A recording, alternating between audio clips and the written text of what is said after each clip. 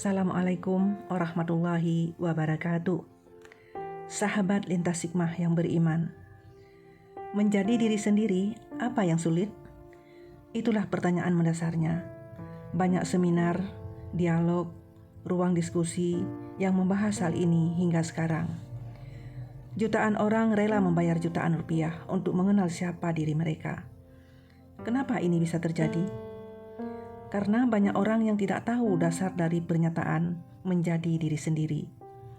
Tiap kelahiran melahirkan keautentikannya pula. Bersama dirimu keunikan ada. Di dirimu yang terus bergerak, keunikan ada di sana. Pertanyaannya, kenapa sulit? Untuk menemukan jawabannya, mari kita ikuti video ini sampai habis. Merasa sendirian, tidak punya teman, hampir selalu kesepian, pasti bukan hal yang mudah. Punya banyak teman memang menyenangkan. Diterima di lingkungan yang kita senangi dan ngobrol seru dengan mereka seperti seorang sahabat, pastilah jadi impian. Namun, bukan berarti kita harus mengubah diri sendiri hanya demi mereka. Dear Muslimah, jangan takut menjadi diri sendiri. Kita juga butuh diterima dengan semua kekurangan dan kelebihan yang ada. Mereka yang tulus menerima kita apa adanya, itulah yang mestinya diharapkan. Jika kita belum menemukan lingkungan yang tepat, bukan berarti kita harus dan terpaksa bergabung dengan orang-orang yang tak dapat menghargai kekurangan kita. Sampai-sampai kita harus jadi orang lain hanya demi bergaul dengan mereka. Rasa-rasanya sangat tidak adil, kan? Ini bukan hidup yang kita inginkan. Kita butuh jadi diri sendiri. Sehingga apapun yang kita lakukan selalu mendapatkan dukungan, entah itu tentang pekerjaan impian kita ataupun mengembangkan passion. Jika teman kita tak senang merajut, bukan berarti kita harus melakukan hal yang sama supaya dianggap teman. Kita tak harus pergi ke mall di akhir pekan hanya demi menuruti teman. Sesekali kita juga ingin menikmati hari libur seharian di rumah dengan melakukan aktivitas sederhana, tapi selalu membuat nyaman. Jangan takut jadi diri sendiri selama itu baik. Selama itu tak melanggar aturan agama. Kenapa mesti diubah? Sebagai muslimah pun sama. Kita punya identitas sendiri. Kita berjilbab bukan hanya sekedar ikut-ikutan teman, apalagi pengen dipanggil hebat. Kita berjilbab karena itu merupakan kewajiban, sekaligus identitas kita sebagai seorang muslimah. Jika ada yang tak sependapat, bukan berarti kita harus berubah. Belajarlah mempertahankan prinsip yang kita anggap benar. Jangan mengorbankan diri hanya demi membuat orang lain senang. Kebahagiaan kita bukan untuk mereka, tapi untuk diri kita sendiri. Bersyukurlah dengan karunia Allah yang tak pernah terhitung jumlahnya. Kita punya fisik sempurna, meski wajah kita sederhana, bukan berarti kita tak cantik seperti wanita lain di luar sana. Standar cantik kita tak melulu berhidung mancung dan berkulit putih, kan? Cantik itu datang dari hati yang penuh syukur dan ikhlas menerima semua kekurangan diri. Kalau diri kita saja tak dapat menerima, bagaimana bisa orang lain akan menghargai kita? Berhenti membanding-bandingkan diri dengan orang lain. Itu hanya akan membuat kita makin tak percaya diri dan merasa insecure. Kita tak tahu bagaimana proses mereka hingga menjadi sehebat sekarang. Tugas kita hanya satu, fokus pada kemampuan dan kembangkan kemampuan kita. Tak harus jadi mereka. Kita pun bisa menjadi hebat dengan prestasi masing-masing. Kuncinya hanya satu, jangan pernah putus asa dan teruslah mencoba. Jadilah versi lebih baik dari kita yang kemarin. Jika hari ini kita sedikit mengecewakan, berjanjilah esok kita akan berusaha jauh lebih baik lagi. Semua berproses dengan jalan hidupnya masing-masing. Pandai-pandailah bersyukur atas perjalananmu yang tak mudah. Tapi percayalah, semoga suatu saat Allah akan membuat endingnya jauh lebih indah. Jika orang tak menerima kita apa adanya, mungkin memang ada yang perlu dikoreksi dan diperbaiki. Jadi diri sendiri bukan berarti kita harus memelihara hal-hal negatif dan enggan dikritik. Jika memang tak baik, kenapa tidak diubah supaya bisa jadi lebih positif? Jangan menjadikan ini sebagai alasan untuk membenarkan tindakan yang tidak seharusnya. Semisal saat kita bercanda kelewat batas.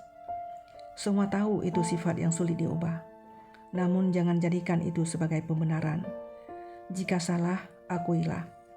Jika khilaf, perbaikilah. Semua orang punya kesempatan untuk berbenah. Sesekali tak perlu memperdulikan omongan orang. Bukan berarti kita anti kritik. Tapi jika kritikan itu tak bermanfaat, kenapa mesti dipedulikan?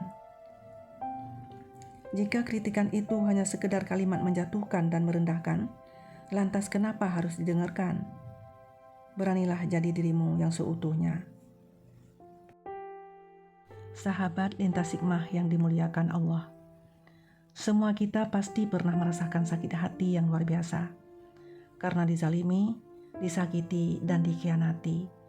Rasa-rasanya sulit sekali untuk memaafkan, saking sakitnya hati yang kita rasa. Tapi dalam agama dijelaskan, memaafkan nilai penting yang diajarkan. Ini dianggap sebagai tindakan mulia yang membawa kedamaian dan pahala. Berani memaafkan berarti memiliki keberanian untuk melepaskan rasa marah, dendam, atau sakit hati terhadap seseorang atau diri sendiri. Dan memilih untuk memaafkan kesalahan yang telah dilakukan. Ini adalah proses yang memerlukan kekuatan mental dan emosional untuk melepaskan beban masa lalu dan membuka diri pada pemulihan dan kedamaian batin. Ketika semua harap tak sesuai kenyataan yang ada, ketika semua hal telah diusahakan dengan susah payah, bahkan ikhtiar telah nyaris sempurna, tapi rupanya ada saja hal-hal terjadi di luar kendali, termasuk kecewa dan dikhianati, maka bersabarlah untuk kemudian memaafkan yang telah menyakiti kita. Dear Muslimah, memaafkan bukan perkara mudah. Semua juga bisa tahu itu, apalagi setelah semua hal baik yang kita lakukan, kemudian merasa dikhianati akibat hal-hal yang tak pernah diharapkan. Maka, tak apa jika kita belum siap memaafkan dan hati masih terasa perih akibat tersakiti. Kita juga butuh waktu untuk menyembuhkan luka batin. Namun, memaafkan sebenarnya bukan untuk mereka yang telah melukai hati kita. Memaafkanlah demi kebahagiaan diri kita sendiri, supaya hidup tak melulu dalam rasa benci dan tersakiti, supaya muncul perasaan lega dan mulai melupakan semua masalah yang ada. Semua bukan demi orang lain, melainkan untuk diri kita sendiri. Sesakit apapun, kita harus memaafkan karena mustahil kita terus-menerus membiarkan hati terluka. Memaafkan adalah sebuah proses menyembuhkan luka batin. Meskipun cukup sulit, tapi percayalah, proses ini begitu melegakan. Mari kita belajar dari Rasulullah SAW yang dalam hatinya tak pernah tersebit sedikit pun rasa dendam, sehingga semua hal yang terasa menyakitkan cukuplah lewat sekadarnya, supaya kita dapat membedakan antara sakit dan obat.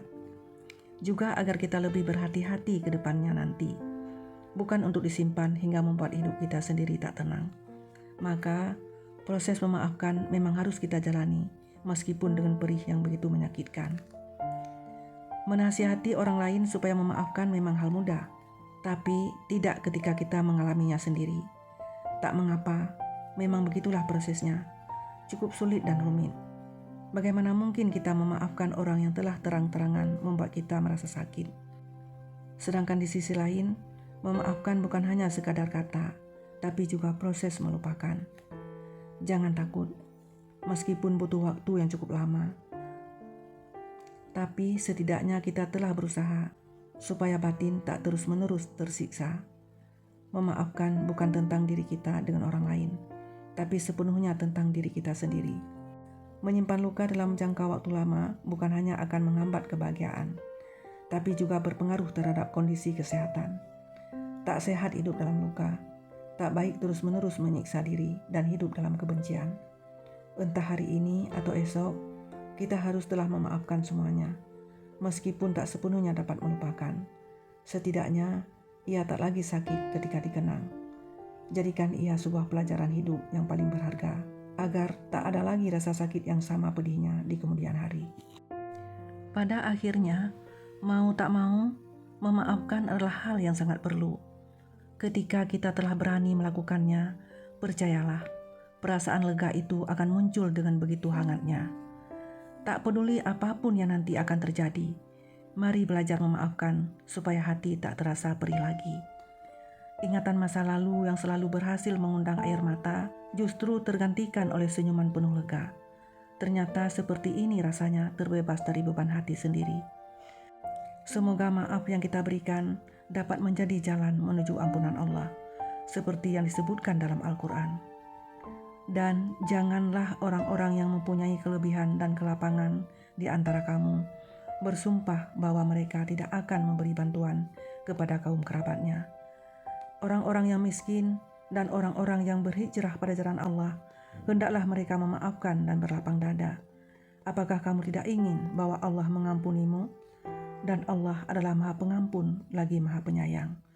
Quran Surah An-Nur ayat 22. Wallahu a'lam.